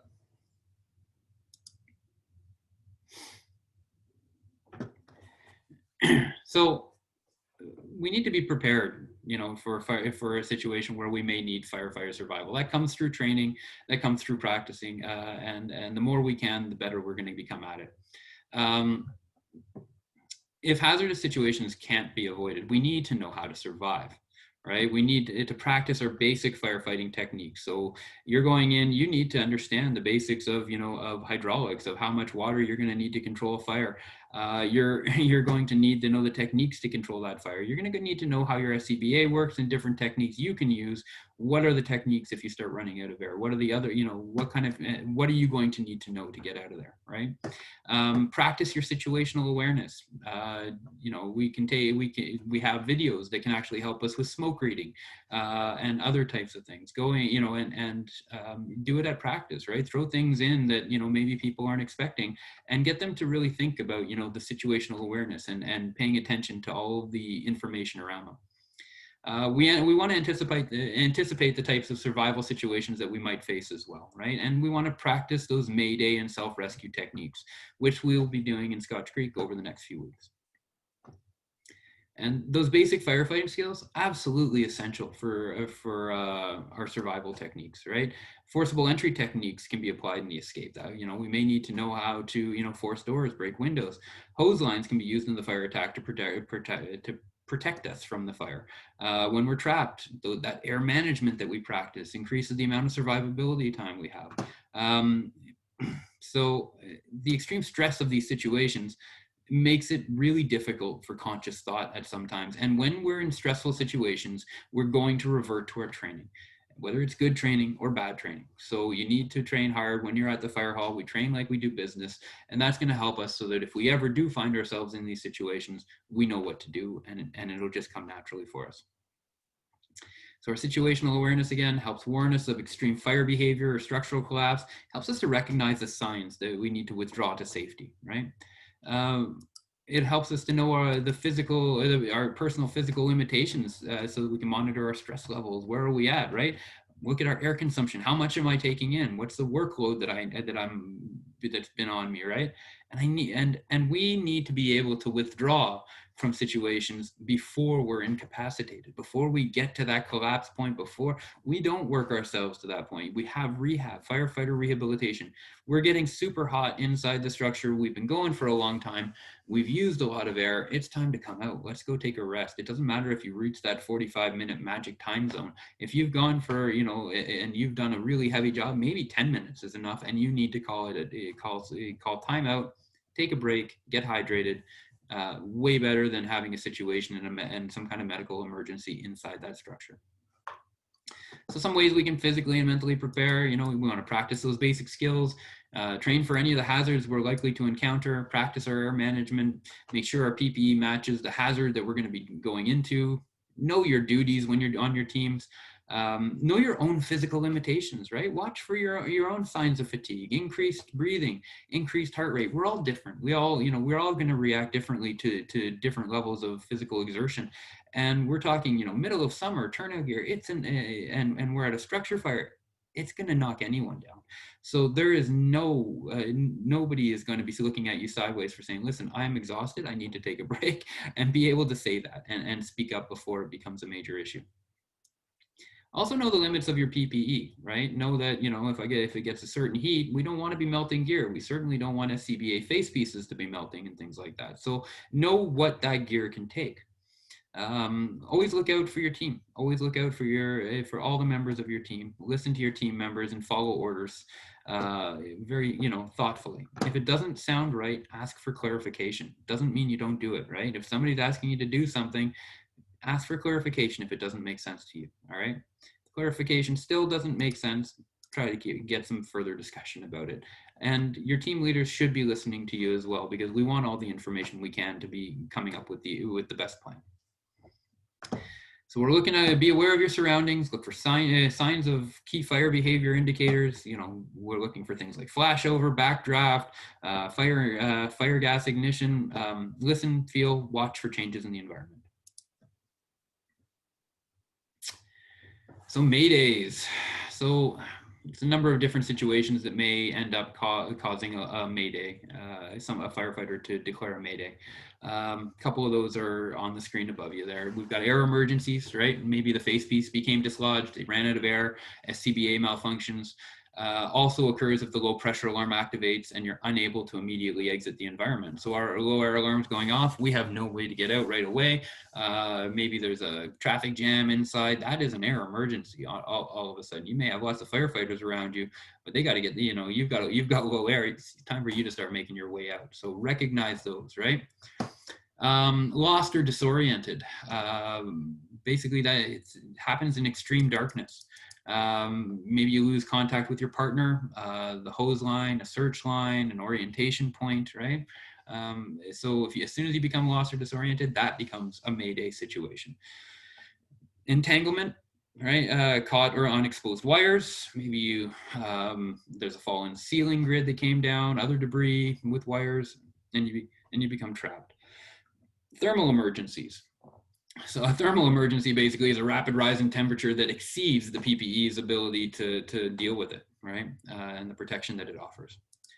And then there's the collapse, and you become trapped. You're unable to exit the structure due to a structural collapse. This is most common when the structure has been on fire for an extended period of time. Maybe it's been affected by an earthquake, an explosion. There are other, things that can happen out there as well that can severely damage the structural stability. It can also occur if the structure has been intentionally damaged to create traps for responders. I have a feeling that was put in by our American brothers and sisters in the fire service. I don't know of many times where I've seen intentional traps set, although we have had situations where people have, put themselves into buildings and dared the cop and lit it on fire and dared the cops to come in after them, and then our members have been asked to go in and get them. There are also situations, I mean, not as much anymore, but the illegal grow operations, illegal drug, maybe if they're making meth or other types of drugs at their homes, clandestine drug labs. Those are situations that you may have traps and things like that intentionally set. So just be aware if you are going to a known house that may have those, might be just a no-go in total because you can't be sure. So when we declare a Mayday, the communication basically is gonna, if you're able to communicate, it can basically increase your chances of survival. If you can communicate it immediately that you're in danger, right? And so that means as soon as you declare that Mayday, basically as soon as you think you're in danger, not when you know you're in danger and you're in trouble. You declare that Mayday when you think, oh, I might be in trouble. That's when it's time to call the Mayday. When we do that, what we're going to want to do is describe the problem. We're going to want to give the location to our. We want to give the location. We're going to our partner, our team leader, supervisor, somebody, and then we're going to want to remain in place until until they reach us. If your life is immediately in danger, basically you immediately are going to be transmitting that Mayday signal. In the CSRD, what that is basically it's three Maydays. So on the radio, you'd key the mic, you'd say Mayday, Mayday, Mayday, and that's how you initiate it, right? We're going to immediately activate our pass device on our own. We're not going to sit there and wait for it to activate. We're actually going to hit the pass device and get it into full alarm right away. We're going to communicate to the situation to incident command immediately. All right. So one thing we can use to remember what information we want to provide to incident command is the acronym LUNARS. LUNARS, however you want to pronounce it. And this is an important acronym to remember. All right. So LUNARS stands for location, unit, name, assignment, resources, and situation. So basically, if you're so we want to communicate our air supply status as well and any actions taken as possible, right? So with the location, okay, I'm in the second floor, Charlie Delta corner, right? Okay, great. That's good. I know where you are. Unit, this is attack 1. Name, Firefighter Kubra. Assignment, we're basically I've been assigned to search second floor. Resources needed. I'm running out of air. I'm going to need supplementary air. I am trapped. I am going to need extrication from a structural beam that's pinning me down. So maybe that's going to mean, forcefully, like if you've got them, you can have saws, things like that may need to come inside. And the situation, what's going on around you right now? There's heavy smoking gases. I'm feeling like the fire is advancing. It's coming towards me. Or, I've got plenty, clear air here. I can see what's going on. Whatever the situation is, always transmit that as well. So that Mayday is always used whenever a firefighter is in immediate danger, right? So once that Mayday is broadcast, there are some actions that are going to happen right away, right? All radio traffic is going to cease immediately. The only traffic related to that Mayday is what's going to be allowed on the radio. Everybody else is going to shut up. The safety officer in the CSRD, we're going to task the safety officer as a rescue team leader, right? So that safety, because the incident commander still has a fire going on that they need to be in command of. They've still got maybe people in other places in the building that they're going to try and pull out. They've got exposure teams. They've got water operations going on. Perhaps they have other, media, emergency social services. Who knows what else is going on at that fire scene? They've got a lot. So you need one person thinking about it. Safety officer, you are now my rescue team leader. So the incident commander is now going to designate the original tactical channel specifically for Mayday communication. So if you are operating at this fire call on TAC 3, that channel, TAC 3, is now going to be dedicated for that Mayday. All other firefighters, so all firefighters involved in that Mayday, so if you're on the RIT team, if you're, or you're being put in to try and save them, you're going to stay on that other channel. Any firefighters not involved in the Mayday situation are going to switch to another available TAC channel, maybe TAC 2, TAC 4, doesn't matter. Incident command will decide, tell you what channel to switch to, and that's the one that everybody else will go to. Only the rescue group will stay on the original channel. Big reason for that is that the firefighter in trouble is going to have enough things to think about besides making sure that they've changed their radio channel properly. We want them to stay on the channel they were originally at to decrease the possibilities of things going sideways. Any non-essential activities are going to stop right away. And those units are going to be directed to assist with the search for the firefighter who broadcast the Mayday. That two-person RIT team is not going to be sufficient in the case of a firefighter down. We are going to need more people, and those people are going to be pulled from other jobs to do that job. The rapid intervention team will be dispatched to locate the downed firefighter. So we always want to listen when when a radio transmission is made, right? That may be able to assist us if we're near the downed firefighter. We want to listen closely for the orders after the transmission. We don't freelance.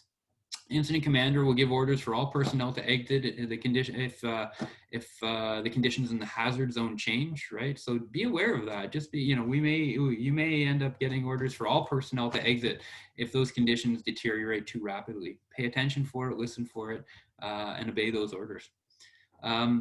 You need to be able to be familiar with the way your department sounds evacuation signals. A lot of times it's an audible warning device on the apparatus. We typically do 3 long pulls of our, if we have that air horn, or 3 long blasts from the air horn from the engine. When given, so when that's given, and when we do have a situation where an evacuation signal has gone out, all of the units on scene have to give a personnel accountability report, which is a PAR. Okay, so basically it's like who you are, where you are, and who's with you. The exiting crews are then going to proceed to the safe areas outside of that collapse zone. Hey, Sean. Hey. If when that thing goes off and everyone calls in their PAR, do they wait for incident command to ask for that, or does everybody just start calling it in? Because everyone's going to get walked on if that happens, right? Yeah, typically the incident commander will go around the circle once, if they know everybody is out, they're gonna go around the circle and get that PAR. You're gonna start, usually with the people who are the closest to the hazard. The incident commander will start typically so it'll be like an attack team, search team, and then move out from there. Maybe the exposure team. Onto, but you're moving away from the hazard. So always start with the people who are closest to the hazard. If they're still in the building and making their way out, hold off for a bit, or move on down through the PAR for the incident commander to do that. But yeah, you're right, Norm. You want to make sure that you're not everybody at once trying to step on each other and say, hey, I'm here, and giving that PAR to the incident commander. Thank you.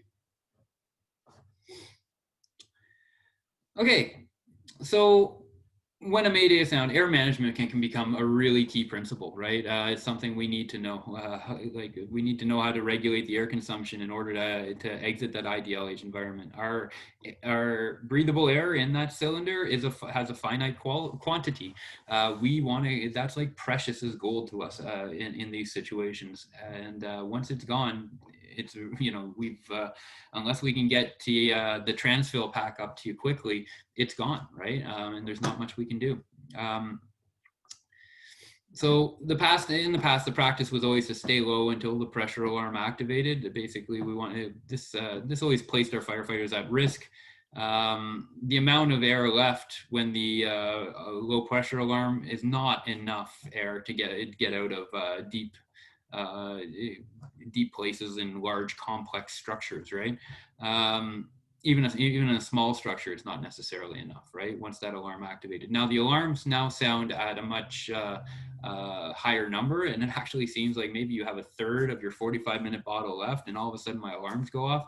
Well, you know what? That's good, because again, that first bit of work, that it was for that last bit of air there, that's for you to get out. And the more you've got of it, once those low air alarm goes, the better it is. That doesn't mean that because, I know I've got a third of a bottle left, I'm going to stay inside. You need to be able to start moving out right away, right? A couple of key things. Always know how much air you've got left, right? Every once in a while, take a look down. You do have on your pass alarm on your control module on your SCBA, you do have the ability to see the pressure that you have. Keep on top of that, right? How fast am I using my air? How much time can I think? Do I think I'll have? You know, for what do I have enough time to do the task I need to do? Keep on top of that. And keep checking it, right? We want to check it before we enter an IDLH environment. Anytime we're moving from one area to another, after periods of heavy work, we want to take a look, right? When we're resting, take a look.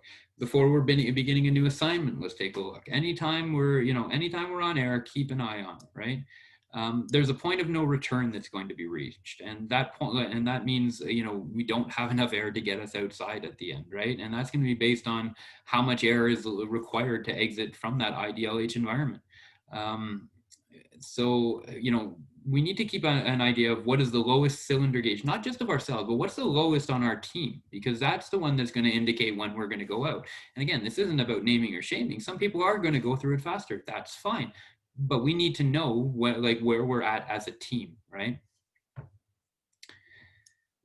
So there are ways to do that. We can always test, our air consumption rate by simulating emergency conditions during our training exercises.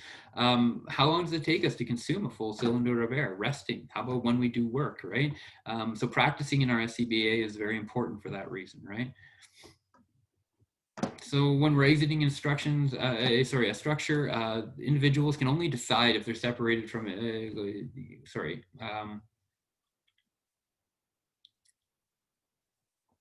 we don't want to ever leave our team members, alone in a hazard zone, right? We always want to make sure that two members in the hazard zone leave together.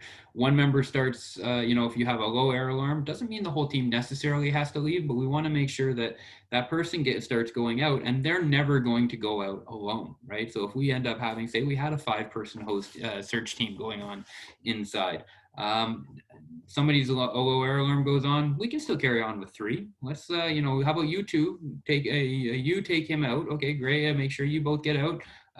Radio back to incident. Let command know what's going on, and send us 2 more up the hose line when you get there, right? So a couple of things to remember for air management during an emergency. Remain calm, follow your procedures, determine what's going on, and implement a solution. Don't, it's very easy for our minds to go kind of crazy in a situation like that. Really focus on your breathing, focus on remaining calm, and know that's going to give you the best chance of somebody finding you and getting out of there. All right.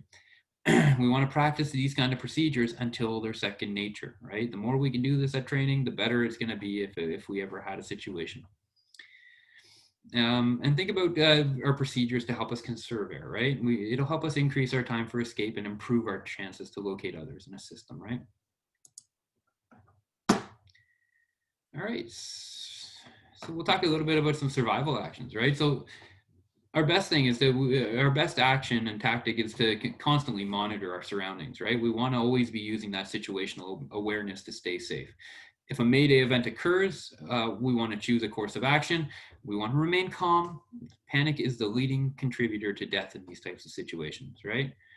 As a firefighter, we're in trouble. We're going to remain in place. We're not going to start moving around and try to get ourselves out. Remain in place. Others are going to come and get you.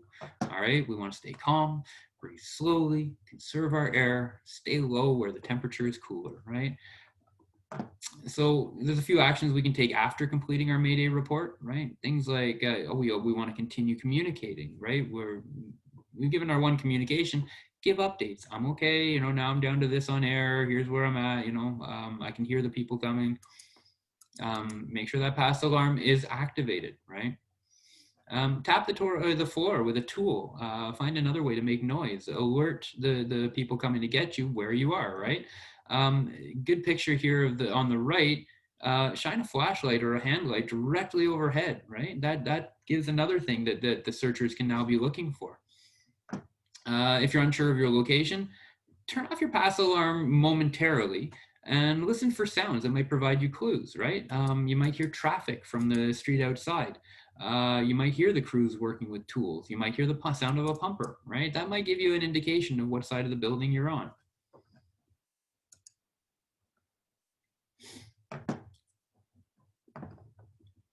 All right, so Other things, another part of survival action is seeking a safe haven. So we talked about the shelter in place for potential victims and patients that we needed to have, but we can do that as well if we, and seek that safe haven that will keep us safe while people are looking for us, right?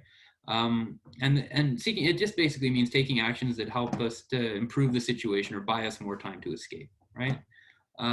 These actions can be performed before, may be performed before you even communicate a mayday.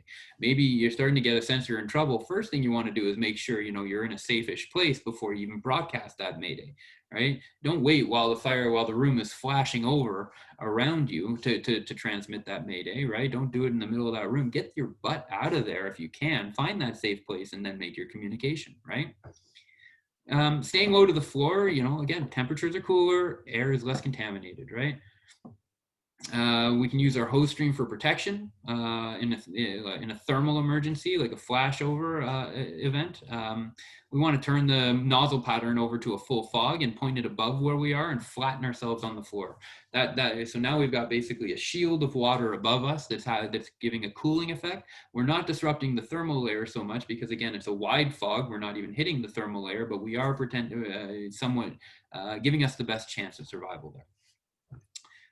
This is only done as a last resort, right? When it's too late to exit, right? It could very easily, though, result in steam burdens because that water is going to very rapidly turn to steam. All right. So this is not something we do, in every situation. But those steam burns, if it's a choice of waiting for the flames to come down and get you, or use the fog pattern, use the fog pattern. It gives you the best chance. Other ways that we might look at seeking that safe haven is, closing doors that are between us and the fire, right? Between you and the fire. That helps place that barrier, allowing us more time to find a way out and maybe even a place where we could breach a wall to get out. We could use tools to shore up building material if we have to. Basically, during a building class, we may be able to use our hand tools to help shore up the materials, like propping an axe up so that, on a pillar that looks like it's starting to sag or something. Those are some options we might want to look for. Filtering toxic air, right? So when we're doing this needs to be done, in a situation where we're low on air and we need to breathe something, right? So maybe filtering the toxic air in the environment is our only choice. Okay, first thing, that needs to be done with our face very low to the floor and without removing the regulator. We never take that regulator out. A couple of big gulps of that toxic air and you will die. We keep the regulator in.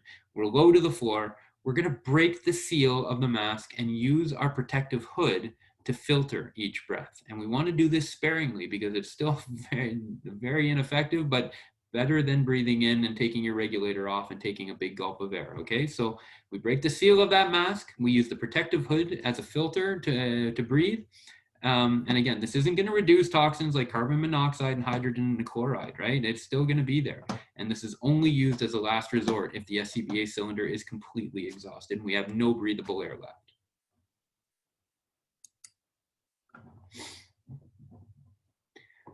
So escape.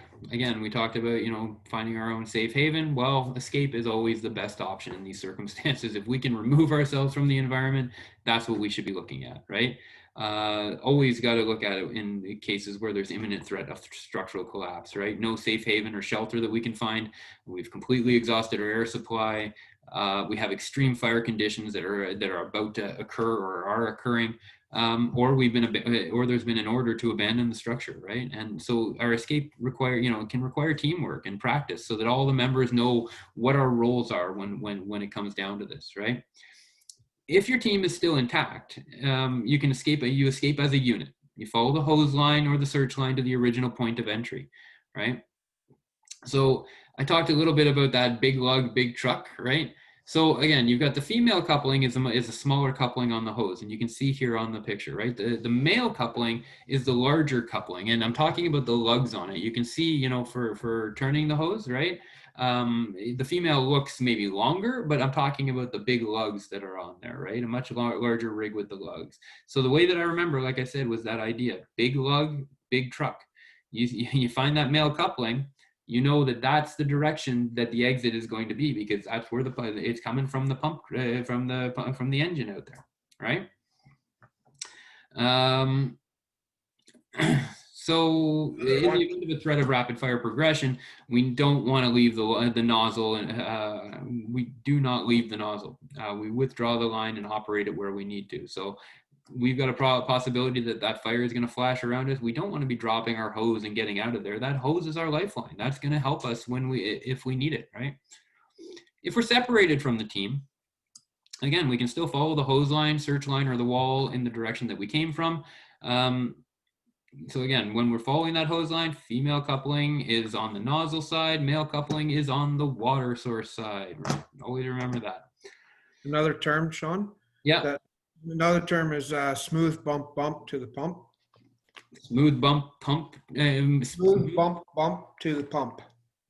Smooth bump to the pump. Yep. So you got the smooth portion of your female coupling, and then your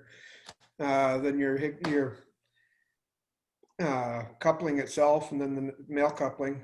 Right? Okay, so there's a smooth bump to the pump. Gotcha. Yeah. That's brilliant. I had never heard that one before, Darcy. I like that one too. Or one of them's long and one of them's short. Long life, short life. Long leads to life. The other one's short. Yeah. Use whatever works for you, as long as you're doing it right. Okay. As long as if you got something that works for you, I'm all for your own mnemonics and acronyms, whatever. Like I said, for me, it always worked with big lug, big truck. Maybe it works different, and maybe you've got a better way of doing it. Whatever that is, just remember it and practice it so that you can find your way out of these buildings. And thanks, Michael. Following the hose line is going to lead to basically either the exit or the nozzle team, right? You're either going to find the exit, or you're going to end up going the wrong way up the hose line, and you might end up at a nozzle team somewhere. Either way, it's better than being alone in a fire, right? So finding that hose and following it, if it's not your hose, may end up in a nozzle team.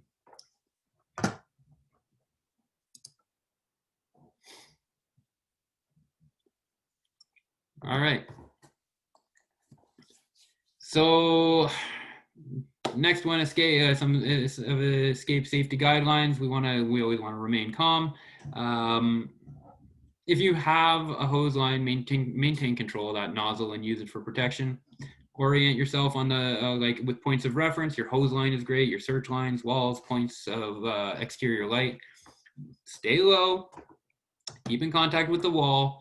Remember which level of the structure you're on. And I know that sounds funny, but there are times when we might forget what level of the structure we're on, especially in multi-story buildings where we're looking at 3 or more stories. It can be very easy to forget what floor you're on.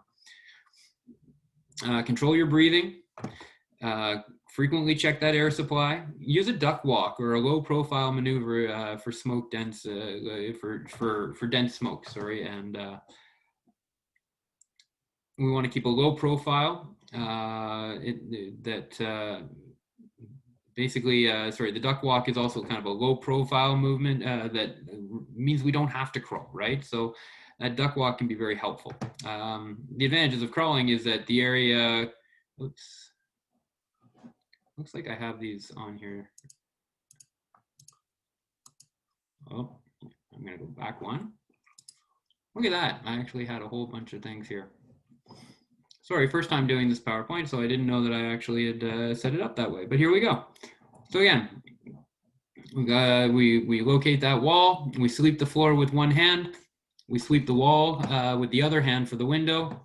We determine if the window allows for exit, and then we can notify command to ask about the conditions in there, right? That's how we search for an exit. So if we're on the ground floor, we want to open a window or break it with a forcible entry tool. Make sure the entire frame is gone if we found that window, and make sure it's clear of all the glass shards. We want to climb through the window, lower ourselves feet first to the ground. If we're on an upper story, we want to find out, if there's a ladder nearby the window. If there's not, we want to report our location so that we can get a ladder by that window. And some places have escape rope systems. They want to make sure that we descend to the ground using that if they have it. We don't typically engage those. So make sure you get somebody with a ladder over there if you need to get yourself out through that window, especially on an upper story. Couple other survival actions we'll talk about. All right, the wall breach. Wall breach should be a last resort, right? It requires strength. It's going to use up a lot of your air supply. It takes a lot of energy to accomplish. The interiors walls are much easier to breach than exterior walls. So, you know, if you're looking to move from one room to another within the structure, drywall is much easier to go through. Masonry, plaster, the exterior walls, they are very difficult to breach. When we're breaching, we want to remain low and we want to use a forcible entry tool to make openings. We want to make sure we remove enough of that material that we can crawl through. We make a big enough space. We then use that forcible entry tool. We're going to use that tool, whether it's an axe or a Halligan bar, we're going to use it on the other side of the floor to sound, of the other side of the wall to sound the floor, to help us locate any obstructions or anything that's down there, right? And make sure that it's safe for us to go on. We might have to adjust our SCBA to fit through the opening, depending on how big we're able to make it, right? If we need to do that, we loosen the right shoulder strap and the waist belt. We then shift the SCBA until it's tucked under our left arm. So I'm going to take, so again, my right, I'm going to take off. I'm going to try and get myself out get it out from around me. And then I'm going to take the air cylinder and actually tuck it under my left arm. And then we're going to exit on our side. So I'll use my free hand to help bring me forward while holding onto my air bottle. In most walls, you've got what basically the standard studs will be about 16 inches, right? You may be able to exit even with your SCBA first, and that's where you sit back against the open stud space, and you push your SCBA through, followed by one arm and then the next. You're then going to push against the wall to pull your body through in a swimming motion. Only use this method as a last resort. It increases the risk of becoming separated from your air supply by doing it that way. If you're entangled, immediately broadcast a Mayday anytime you're entangled. All right, before you even attempt extrication. You may think you're going to get out of it quickly. Broadcast that Mayday, and then see if you can get yourself out of it quickly, because it actually can be much more difficult and you may be more tangled than you thought. You can free yourself in some cases by using a type of a swim stroke to back out, and it's basically putting your hand forward and pulling up and pushing up as you go. You're sliding through and pushing up. And this technique is taught during the RIT courses, and I'm sure you'll be learning a bit of it at your fire halls as well. It's often going to be easier to move back the way you came from than to move forward if you're in an entanglement situation. And a good practice is also to carry wire cutters or some other kind of cutting tool in your pocket that you can access even when your movement is limited, right? Use it to cut any non-electrical wires to get yourself free, or if the power is off to the structure, just have at her and get it out.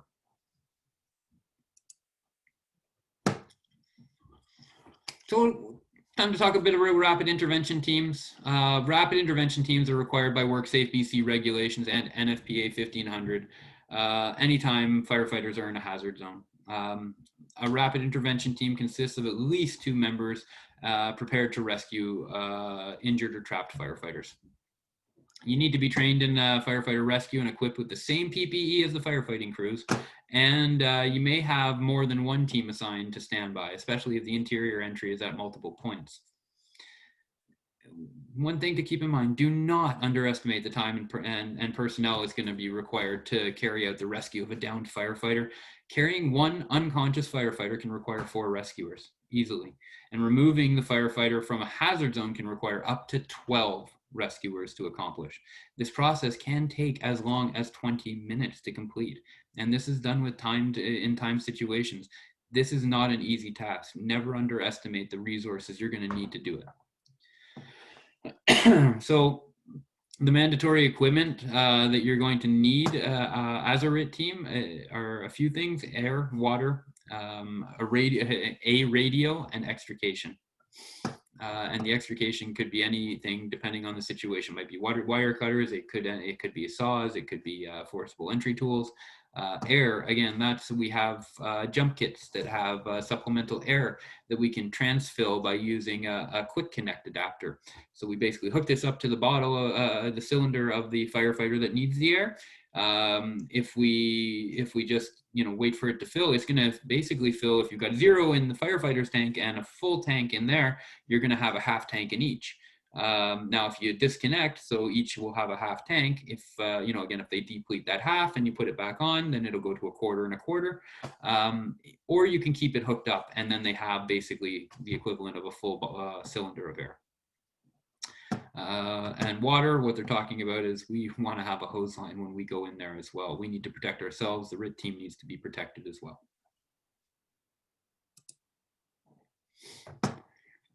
So there's a lot of tools that might be included with the rapid intervention team, right?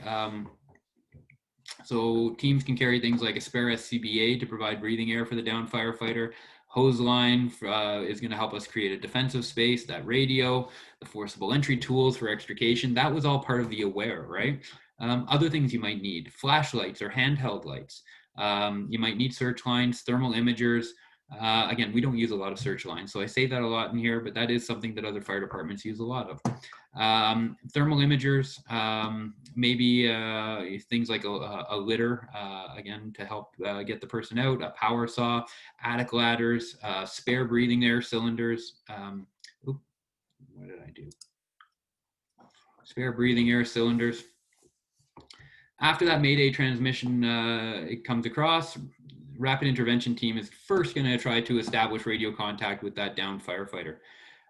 Incident command may order a brief shutdown of pumps, generators, fans, or other noise-making equipment, right? So that the rapid intervention team can now maybe do a honing search and hear the pass device from that member who's on Mayday right now.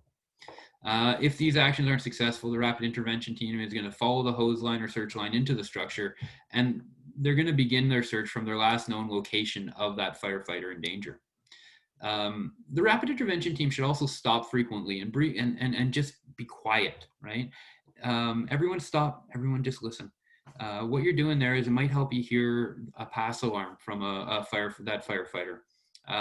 You may want to even just hold your breath for a second or two when signaled by the search team leader for complete silence. So maybe you have a signal and maybe it's the fist up, everybody quiet for a second. Just even pause your breathing for a second and do a good listen, see if you can hear anything. That allows you to hear those faint calls for help or sounds of a downed firefighter, or maybe even you could hear the SCBA exhalation valve opening when they breathe.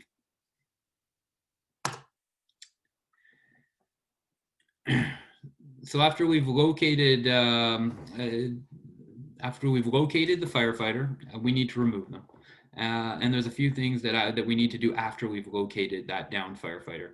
The first thing is we want to check that air supply. We may need to connect a full replacement cylinder or use that transfill, however we can get them the extra air. We want to deactivate the pass device. Stressful situation, more than enough at that point in time. You found them. All right, let's deactivate the pass device now.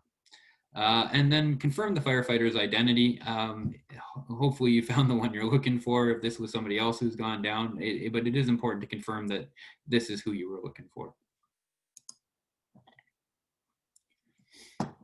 All right, next, basically we're going to want to notify command of our location and our status. Like, where are we at, and what, where exactly are we, and how are things going, right? So, if the firefighter's trapped, we may want to request for more assistance. And if we're going to need to actually carry this firefighter out, we're definitely going to need to request more assistance.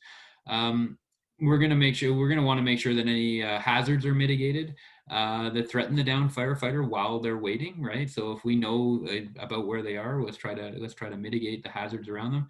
And we may need, as a RIT team, to move them to a safe haven. It might not be possible to get them out right away for whatever reasons. There could, could be structural support of the building, could be the fact that we just don't have enough personnel. Let's at least get them safe.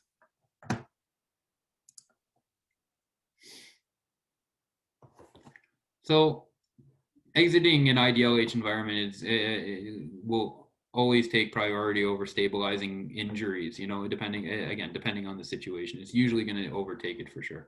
If the person is unable to walk, rescuers are going to move them to safety. If the person is uninjured and able to walk, the rescuers are going to assist them to safety. If the firefighter has a functioning SCBA, be careful. We want to move carefully still, because we don't want to dislodge that mask. We don't want to make the situation worse by knocking the mask off their face. So move carefully, right?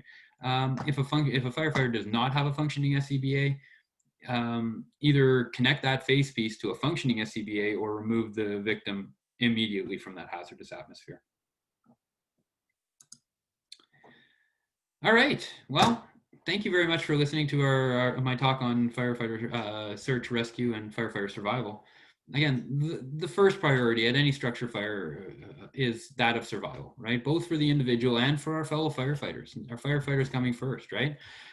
In order to meet this goal, we need to learn size up. We need to learn situational awareness.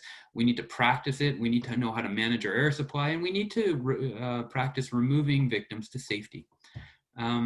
We also need to understand Mayday procedures, master self-rescue techniques, and be able to locate and rescue our downed firefighters as part of a rapid intervention team. Again, we're a situation where we go in for a search and rescue is one of the highest risk jobs that we can do as firefighters. Practice hard at your departments, practice like you do business, get these skills down. If if it's ever a chance that we're going to be going in and doing these things and you're going to be on one of those teams, it's in your best interest to be really strong with these skills and train hard on them. Thanks everyone very much for your time today. I'm going to pause the recording, and if there's any questions, I'll stick around and we can talk.